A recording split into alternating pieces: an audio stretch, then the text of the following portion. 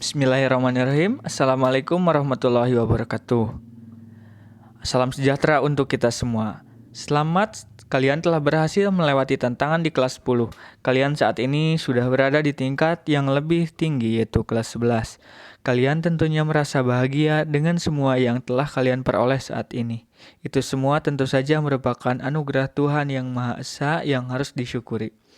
Salah satu bentuk rasa syukur kalian adalah dengan belajar lebih giat lagi guna memperoleh prestasi yang lebih baik. Pada pertemuan kali ini, kita akan membahas materi kelas 11 PPKN khususnya mengenai harmonisasi hak dan kewajiban asasi manusia dalam perspektif Pancasila.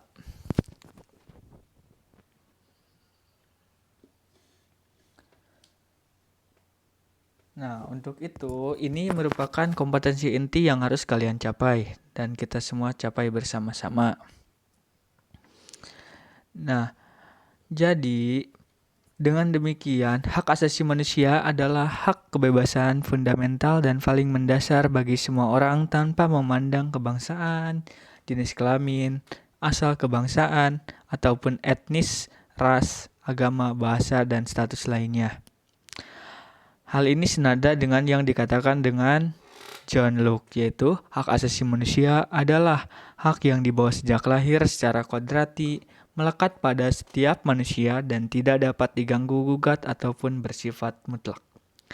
Hak asasi manusia mencakup hak sipil dan politik seperti hak untuk hidup, kebebasan berekspresi. Selain itu, ada juga hak sosial, budaya, ekonomi, termasuk hak untuk berpartisipasi dalam kebudayaan, hak atas pangan, hak untuk bekerja, dan hak atas pendidikan. Hak asasi manusia dilindungi dan didukung oleh hukum dan perjanjian internasional dan nasional. Deklarasi Universal Hak Asasi Manusia atau UDHR adalah dasar dari sistem internasional untuk perlindungan hak asasi manusia. Deklarasi tersebut diadopsi oleh Sidang Umum Perserikatan Bangsa-Bangsa pada tanggal 10 Desember 1948 untuk melarang kengerian Perang Dunia Kedua agar tidak berlanjut. 30 pasar UDHR menetapkan hak sipil, politik, ekonomi, sosial, dan budaya semua orang. Ini adalah visi martabat manusia yang melampaui batas dan otoritas politik untuk membuat pemerintahan berkomitmen untuk menghormati hak-hak dasar setiap orang. UDHR adalah pedoman di seluruh pekerjaan Amnesty International. Untuk makna hak asasi manusia sendiri, terdiri dari dua nilai kunci yang menjadi konsep dasar hak asasi manusia. Yang pertama adalah martabat manusia dan yang kedua adalah persamaan. Hak asasi manusia sebenarnya adalah definisi ataupun percobaan dari standar dasar yang diperlukan untuk kehidupan yang bermartabat. Universalitas mereka berasal dari keyakinan bahwa orang harus diperlakukan sama. Kedua nilai kunci ini hampir tidak kontroversial. Itulah sebabnya hak asasi manusia didukung oleh hampir semua budaya dan agama di dunia. Orang-orang pada umumnya setuju bahwa kekuasaan negara ataupun sekelompok individu tertentu tidak boleh tidak terbebas, tidak terbatas, ataupun sewenang-wenang. Tujuannya untuk menjadi yurisdiksi yang menjunjung tinggi martabat kemanusiaan semua individu di suatu negara. Nah, yang kedua adalah hak asasi manusia memiliki beberapa karakteristik khusus. Karakteristik yang pertama yaitu hak asasi manusia berlaku untuk semua orang. Yang kedua, hak asasi manusia bersifat universal dan hak itu sama sekali untuk semua orang di seluruh dunia. Anda tidak memiliki hak asasi manusia karena Anda adalah warga negara tertentu, tetapi karena Anda adalah anggota keluarga manusia. Ini juga berarti bahwa anak-anak dan orang-orang dewasa memiliki hak asasi manusia. Hak asasi manusia tidak dapat dicabut. Anda tidak dapat kehilangan hak-hak ini sama seperti Anda berhenti menjadi manusia. Hak asasi manusia tidak dapat dipisahkan. Tidak ada yang dapat mengambil hak karena hak tersebut kurang penting ataupun tidak esensial. Hak asasi manusia saling bergantung. Bersama-sama hak asasi manusia membentuk struktur yang saling melengkapi. Misalnya, kesempatan Anda untuk berpartisipasi dalam pengambilan keputusan lokal secara langsung bertanggung jawab pada hak Anda atas kebebasan berekspresi, untuk berserikat, atas pendidikan, atau bahkan untuk memenuhi kebutuhan hidup. Hak asasi manusia adalah cerminan dari kebutuhan dasar hidup. Tanpa hak asasi manusia, seseorang tidak dapat menjalani kehidupan yang bermartabat. Melanggar hak asasi manusia, seseorang berarti memperlakukan orang tersebut seolah-olah dia bukan manusia. Mempromosikan hak asasi manusia berarti menuntut agar martabat manusia semua orang dihormati. Dalam menuntut hak-hak ini, setiap orang memikul tanggung jawab, menghormati hak orang lain, dan mendukung serta melindungi mereka yang haknya dilanggar ataupun ditolak. Dengan mengambil tanggung jawab ini, Anda menunjukkan solidaritas dengan semua orang lain. Nah, selanjutnya kita akan bahas mengenai kerangka hak asasi manusia. Kerangka pertama yaitu sepanjang sejarah, masyarakat telah mengembangkan sistem keadilan seperti Magna Carta pada tahun 1215 ataupun Deklarasi Hak Asasi Manusia di Prancis.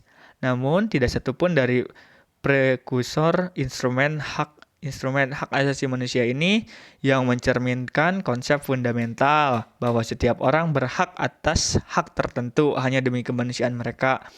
Pada abad ke-19, Konvensi Jenewa meletakkan dasar bagi hukum humaniter internasional dan Organisasi Perburuan Internasional membuat konvensi untuk melindungi pekerja. Selanjutnya, setelah masa penjajahan dan Perang Dunia II, muncul suara-suara di seluruh dunia tentang standar hak asasi manusia untuk memperkuat perdamaian internasional dan melindungi warga sipil dari pelecehan pemerintah. Suara-suara ini memainkan peranan penting dalam pendirian Perserikatan Bangsa-Bangsa pada tahun 1945.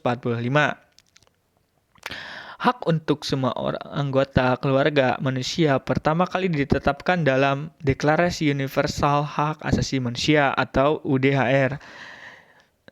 Salah satu inisiatif pertama dari PBB yang baru dibentuk, ke-30 pasal ini bersama-sama membentuk pernyataan yang komprehensif dengan hak ekonomi, sosial, politik, dan sipil. Deklarasi ini bersifat universal ataupun berlaku untuk orang-orang di seluruh dunia dan tidak terpisahkan. Semua hak sama pentingnya untuk realisasi penuh kemanusiaan seseorang. UDHR adalah sebuah pernyataan. Memang benar, sampai sekarang ini berstatus hukum kebiasaan internasional, tetapi karena itu adalah pernyataan, itu hanya menyeratkan seperangkat prinsip yang menjadi komitmen negara-negara anggota PBB dalam upaya untuk menyediakan kehidupan yang bermartabat bagi semua orang. Agar hak-hak yang ditentukan dalam deklarasi dapat ditegakkan sepenuhnya oleh hukum. Secara hukum, mereka harus ditulis dalam dokumen yang disebut perjanjian. Untuk alasan politis dan prosedural, hak dibagi menjadi 2 perjanjian terpisah, masing-masing menangani kategori hak yang berbeda.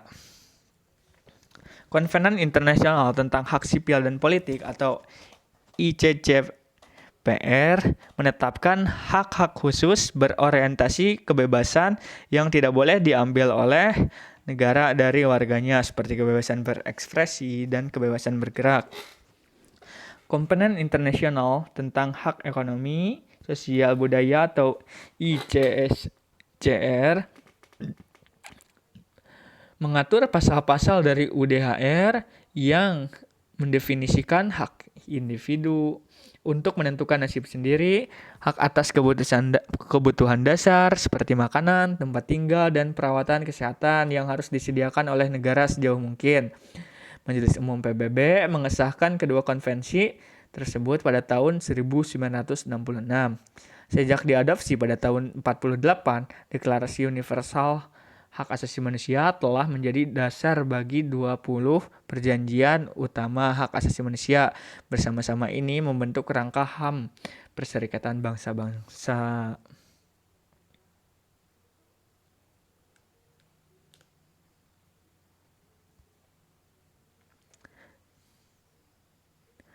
Nah, selanjutnya adalah kewajiban asasi manusia. Kewajiban secara sederhana dapat diartikan sebagai segala sesuatu yang harus dilaksanakan dengan penuh tanggung jawab. Dengan demikian, kewajiban asasi dapat diartikan sebagai kewajiban dasar setiap manusia. Ketentuan pasal 1 ayat 2 Undang-Undang Republik Indonesia Nomor 39 Tahun 1999 tentang Hak Asasi Manusia menyatakan kewajiban dasar manusia adalah seperangkat kewajiban yang apabila tidak dilaksanakan, tidak memungkinkan terlaksana dan tegaknya hak asasi manusia. Hak dan kewajiban asasi manusia ini merupakan dua hal yang saling berkaitan.